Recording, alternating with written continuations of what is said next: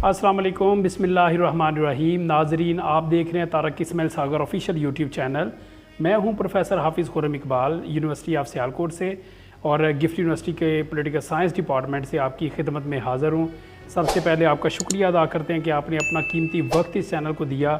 नाज़रीन, आज आपसे बात करने के लिए दो अहम तरीन मौज़ूआत हैं, जिनमें पहले नंबर पर जो मौजू है, अभी रिसेंटली ताज़ा जो अपडेट है, ब्रेकिंग न्यूज़ है, वो ये है कि टीटीपी के जो कमांडर हैं उमर खालिद खुरासानी, उसको अफ़गानिस्तान के अंदर टारगेट किया गया है। किसने किया है, ये सारी मालूमात आपसे शेयर की जाएंगी।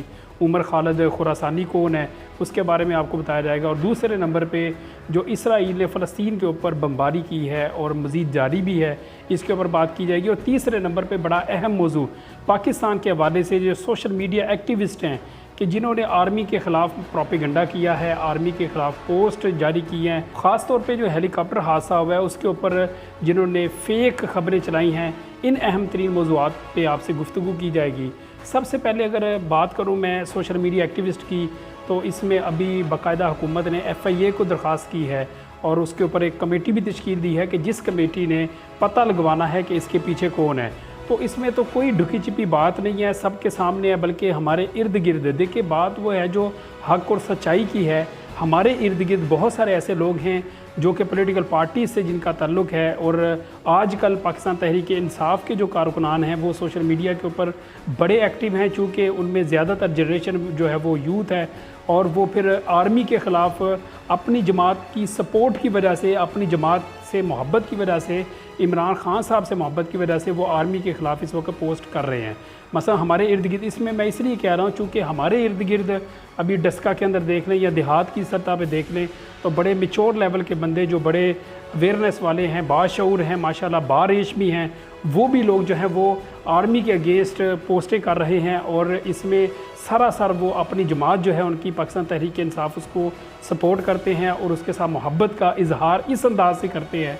इतना ज़्यादा प्रोपेगेंडा किया गया है कि तशवीश लाहक हो गई है कि ये कौन लोग हैं और इस तरह क्यों कर रहे हैं। पहले होता था कि जी इंडिया से कुछ एक्टिविस्ट हैं वो यहाँ पर सोशल मीडिया को कंट्रोल कर रहे हैं, लेकिन आजकल हमारे हर यहाँ पर जो सोशल मीडिया का इस्तेमाल करता है वो फौरी तौर पे पोस्टें आगे फारवर्ड कर देता है, उसमें तस्दीक नहीं करता।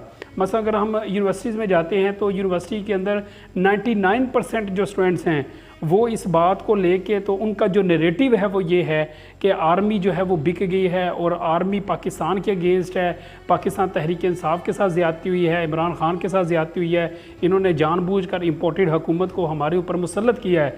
ये आम, मैं आपको बता रहा हूँ कि जो हमारे आम स्टूडेंट्स हैं उनकी ये अप्रोच हो गई है, उनकी ये सोच हो चुकी है। इसकी रोकथाम इसी वाले से ज़रूरी है कि अगर इन लोगों को पकड़ कर और चंद लोगों को सज़ा दी जाए कि जो फ़ेक ख़बरें चलाते हैं या प्रोपेगेंडा करते हैं, आर्मी के अगेंस्ट करते हैं, या बाकी जो हमारे इदारे हैं उनके ख़िलाफ़ या रियासत पाकिस्तान के ख़िलाफ़, तो ऐसे प्रोपेगेंडा करने वालों को कानून की गिरफ्त में लेके आना चाहिए। और जो इनके लीडर हैं उन लीडरों को भी कम अज़ कम इस बात का जो है वो अंदाज़ा होना चाहिए कि पाकिस्तान किन मुश्किल मराहल से बाहर निकला है, कैसे दहशतगर्दी का नासूर था जो पाकिस्तान आर्मी ने ख़त्म किया है। लिहाजा उन लीडरों को भी इसमें ब्रीफ़ करने की ज़रूरत है। समझदार लोग हैं, पढ़े लिखे लोग हैं, ऑक्सफोर्ड यूनिवर्सिटीज़ की इनके पास डिग्रियाँ हैं, लेकिन इस तरह के प्रोपेगेंडा करना और अपने इक़्तिदार की खातिर जो है वो किसी भी इदारे को टारगेट में लेके आना, ये सरासर ज़्यादती है।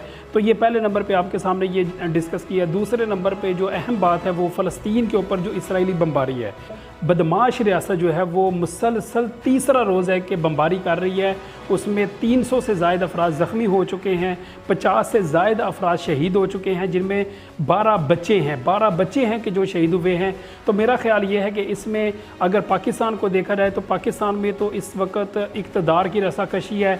सारी पॉलिटिकल पार्टीज़ ने सारी अवाम को अजीब उलझाव और तनाव के अंदर मुब्तला किया हुआ है, और वो कुर्सी के लालच में इस हद तक गिर चुके हैं कि उनको किसी मुसलमान मुल्क की फ़िक्र नहीं है, उनको पाकिस्तान के अंदरूनी हालात की फ़िक्र नहीं है। और अगर मैं देखूं कि इस वक्त जो अरब कंट्रीज़ हैं उनका क्या हाल है, अरब कंट्रीज़ सारे के सारे जो हैं, ख़ास तौर पे जो सऊदी अरब है, इन सारे अरब ममालिक ने दोस्ती की पींगे बढ़ाना शुरू कर दी थी इसराइल के साथ। इसराइल को तस्लीम करने की बातें थी, उनके डेलीगेशन यहाँ पर आते थे, इनके डेलीगेशन वहाँ पर जाना शुरू हो गए। इवन कि इस दफ़ा बैतुल्ला शरीफ में एक यहूदी पकड़ा गया है कि जो वहाँ पर सारा व्लॉग बना रहा था। और ये जो अरब ममालिक हैं इतनी ज़्यादा छूट दी है इसराइल को और इतनी ज़्यादा दोस्ती की उसके साथ पिंगे बढ़ा रहे हैं, तो मेरा ख्याल ये है कि अब इनको होश के नाहू लेना चाहिए। अगर ये ऐसे नहीं करते तो फिर बाकायदा एक ऐसा अजलास मुरतब करें कि जिसमें तमाम अरब ममालिक हों, अरब लीग का बाकायदा इजलास बुलाया जाए और फिर इसराइल के जितने भी हाई ऑफिशल्स हैं, उनके अहम ओहदेदार हैं, उनको उस इजलास के अंदर मदऊ करके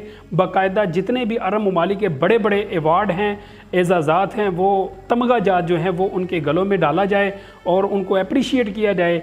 ये मैं बड़े दुख के साथ कह रहा हूँ कि उनके अप्रिशिएट किया जाए कि आप लोग जो काम कर रहे हो ये बड़ा अच्छा काम कर रहे हो।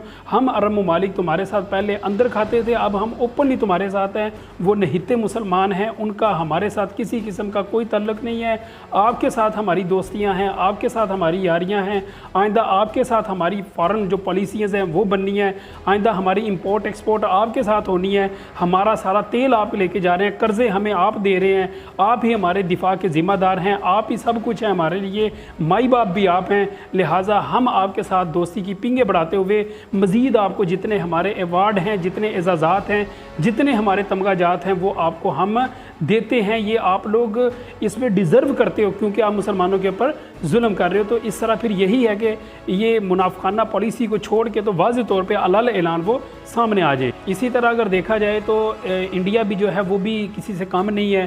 श्रीनगर के अंदर बाकायदा तौर पे जब जुलूस निकल रहा था शियों का तो उसके ऊपर उन्होंने गाड़ी चढ़ा दी और 14 से 15 जो वहाँ पर जुलूस में शामिल थे अफराद उनको कुचल डाला। तो ये ऐसे लोग हैं कि जो बदमाशी करते हैं और इसराइल ने तो वाज़ेह तौर पे बदमाशी की हद पार कर दी है कि उसने ऐलान किया है कि आगे मज़ीद 1 हफ़्ता तक हम गज़ा के ऊपर बमबारी करेंगे। अलाल ऐलान वो कह रहा है और दुनिया की कोई ताकत इसराइल का हाथ पकड़ने के लिए, उसको रोकने के लिए, उसको टोकने के लिए जुर्रत ही नहीं कर रही है।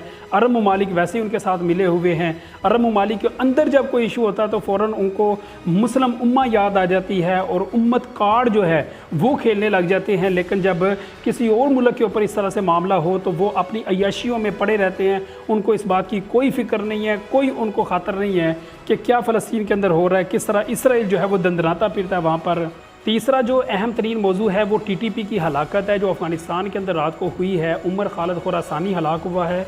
ये हलाक रात को हुआ है लेकिन ख़बर इसकी ब्रेक आज दिन को हुई है। बड़ी लेटेस्ट न्यूज़ है और पूरी दुनिया इस वक्त देख रही है कि इसकी हलाकत के पीछे किसका हाथ है, क्योंकि अमेरिका ने भी इसके ऊपर $30 लाख इनाम रखा हुआ था। चाहे मुर्दा हालत में हो या ये ज़िंदा अगर कोई पकड़ के लेके आता है तो $30 लाख इसको मिलेंगे।